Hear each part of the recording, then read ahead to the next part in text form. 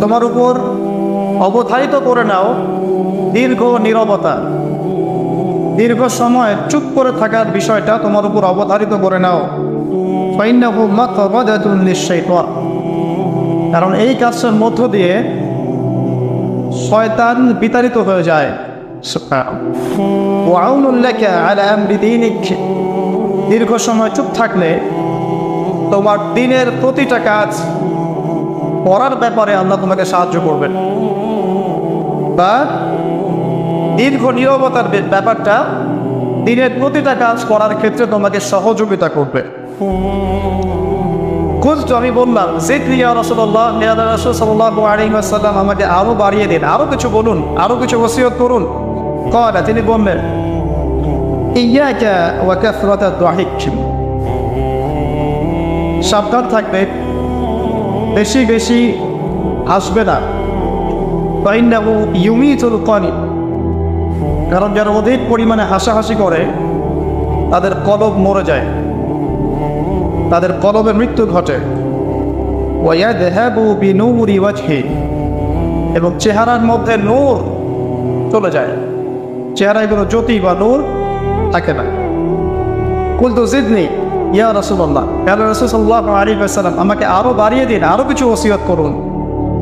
ক্বালা, এবার তিনি বললেন সাল্লাল্লাহু আলাইহি ওয়াসাল্লাম কুলিল হাক্কা ওয়া ইন কানা মুররান, সর্বদা সত্য কথা বলবে, সত্যের উপর থাকবে যদিও এটা অন্যের কাছে তিক্ত হয়। সত্য কথা বলবে যদিও এটা তিক্ত শোনায়। কত জিদনি ইয়া রাসূলুল্লাহ, তিনি বলছেন আমি বললাম হে আল্লাহর রাসূল আরো বাড়িয়ে দিন আমাকে।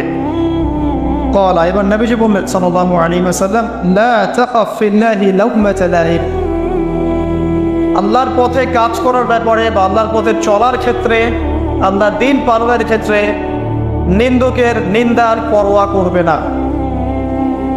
আল্লাহর ব্যাপারে নিন্দুকের নিন্দার সমালোচনার পরোয়া করবে না। কুলতু জিদনি ইয়া রাসূলুল্লাহ, তিনি বললেন আমি বললাম যে আরো বাড়িয়ে দিন হে আল্লাহর রাসূল আমার জন্য। নবী করিম সাল্লাল্লাহু আলাইহি ওয়াসাল্লাম বললেন ক্বাল লিয়াহজুসকা আনিন নাস মা তা'লামু মিন নাফসিক, যখন মানুষের ব্যাপারে তোমার নেগেটিভ কোনো মন্তব্য করতে হয় বা কারো ব্যাপারে যদি নিন্দা করতে চাও, এরকম ইচ্ছা জাগে মনের মধ্যে, তাহলে আগে চিন্তা করবে যে এই দোষটা তোমার মধ্যে আছে কিনা। অর্থাৎ নিজের নফসের খেয়ালটা তুমি আগে বেশি নেবে অন্যের নিন্দা করার আগে। রাওয়াহুল বাইহাকি, হাদিসটা এসেছে বাইহাকি শরীফের মধ্যে ফি শুআবুল ঈমান, এবং মিশকাতুল মাসাবিহের মধ্যে এসেছে হাদিসটা 414 এবং 415 পৃষ্ঠায়। অত্যন্ত চমৎকার একটা হাদিস। আজকে আমরা ইনশাআল্লাহ আযজা ওয়া জাল এই হাদিসটার উপরে সামান্য কিছু কথা বলে আমাদের আলোচনা শেষ করবো ইনশাআল্লাহ তাআলা। আবু যর রাদিয়াল্লাহু আনহু একজন বিশিষ্ট সাহাবী, আপনারা জানেন, যার ব্যাপারে নবী করিম সাল্লাল্লাহু আলাইহি ওয়াসাল্লাম বলেছিলেন আবু যর তুমি খুব নরম মানুষ, তাই কখনো দায়িত্ব চেয়ে নিও না, কারণ তোমার উপরে যদি 2 জন মানুষের দায়িত্ব দেয়া হয় তোমাকে যেন ছুরিবিহীন জবাই করে দেয়া হবে। আবু যর রাদিয়াল্লাহু আনহু খুব আধ্যাত্মিক নরম মনের মানুষ ছিলেন। তিনি নবী সাল্লাল্লাহু আলাইহি ওয়াসাল্লামকে খাস করে বলছেন, এটা আমভাবে নয়, আমি যেমন আমভাবে সবার উদ্দেশ্যে কথাগুলো বলছি এভাবে আমভাবে নবীজি এই কথাটা তাকে বলেননি, বরং খাসভাবে বলেছেন, পার্সোনাল নাসিহাত, ইন্ডিভিজুয়ালি বলেছেন। তিনি বলছেন হে আল্লাহর রাসূল আমাকে কিছু নসিহত করো, কিছু ওসিয়ত করো। ওসিয়ত কি জিনিস? যেমন কেউ চলে যাওয়ার আগে ওসিয়ত করে, বাবা ইন্তেকাল করছে তার আগে ওসিয়ত করে, মাকে দেখিস, বোনদেরকে খোঁজ খবর রাখিস, সন্তানদের ব্যাপারে খোঁজ খবর রাখিস ইত্যাদি। তো ওসিয়ত করা মানে যে কথাগুলো আমরা অক্ষরে অক্ষরে পালন করতে চাই, প্রতিশ্রুতি ব্যক্ত করি, এরকম কথা কনভারসেশন। একটু চিন্তা করেন, নবী করিম সাল্লাল্লাহু আলাইহি ওয়াসাল্লাম যদি আপনাকে আমাকে খাস করে কোনো জায়গায় ডেকে নিয়ে কথাটা বলতেন কেমন হতো? মনে করেন নবী সাল্লাল্লাহু আলাইহি ওয়াসাল্লাম জীবিত আছেন বা আমরা তার সাক্ষাৎ পেয়েছি, আর আমরা কেউ একজন আমাদের মধ্যে গিয়ে থেকে বললেন ইয়া রাসূলুল্লাহ আমাদের কিছু নসিহত করেন, আমাকে খাস করে কিছু ওসিয়ত করেন, তখন এই ওসিয়তগুলো স্পেশাল হবে। এবং আপনি আমি কখনোই চাইবো না জীবন চলে গেলেও এগুলোর কোনো একটা আমরা ছেড়ে দেই, তাই না? আবু যর রাদিয়াল্লাহু আনহু এই সুযোগটা নিয়েছেন। নবী সাল্লাল্লাহু আলাইহি ওয়াসাল্লাম বলছেন, প্রথম যে উসিকা বিতাকওয়াল্লাহ, আমি তোমাকে সর্বপ্রথম ওসিয়ত করছি তুমি আল্লাহকে ভয় করবে। তাকওয়া কি জিনিস? নবীজি বলছেন ফাইন্নাহু আযয়ানু লিয়ামলিকা কুল্লি, এই তাকওয়াটাই সমস্ত কাজের সৌন্দর্য বর্ধন করবে তোমার জীবনে। তুমি যত কাজ করবে প্রত্যেকটা কাজ যদি আল্লাহকে ভয় করে করো, প্রত্যেকটা কাজ তোমার জীবনে সৌন্দর্য বর্ধন করবে ইনশাআল্লাহ তাআলা। খুব সংক্ষিপ্ত আকারে বলতে পারি, আল্লাহ রাব্বুল আলামিনের তাওহীদের সাথে কাউকে শরীক না করা, এক কথায় আল্লাহর সাথে শিরক না করার নাম তাকওয়া। ঠিক আছে? আল্লাহ এক, আল্লাহ অদ্বিতীয়, তিনি মহাবিশ্বের স্রষ্টা, আমাদের স্রষ্টা, সৃষ্টিকর্তা, পালনকর্তা, রিজিক দাতা, জীবন মৃত্যুর মালিক, বিধানদাতা। এই প্রত্যেকটা কনসেপ্ট আল্লাহর জন্যে খাস করার নাম হচ্ছে তাওহীদ।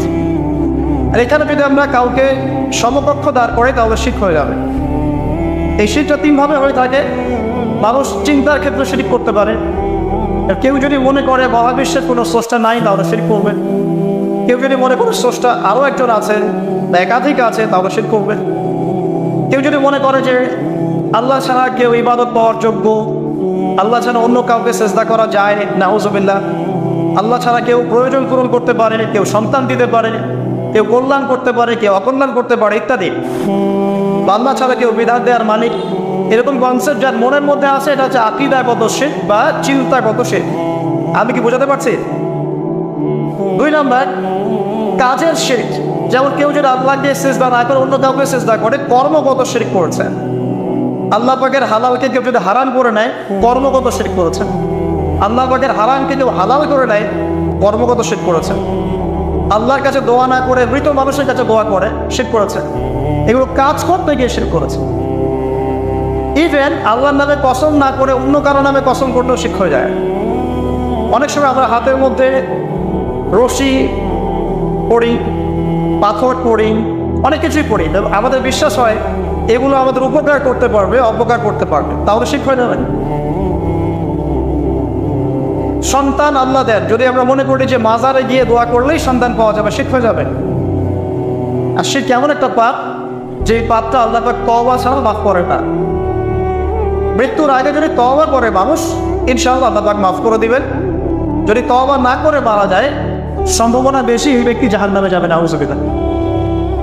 কারণ প্রত্যেক 1999 জন মানুষ জাহান্নামে যাবে যাদের আমলনামায় শিরকের পাপ থাকবে।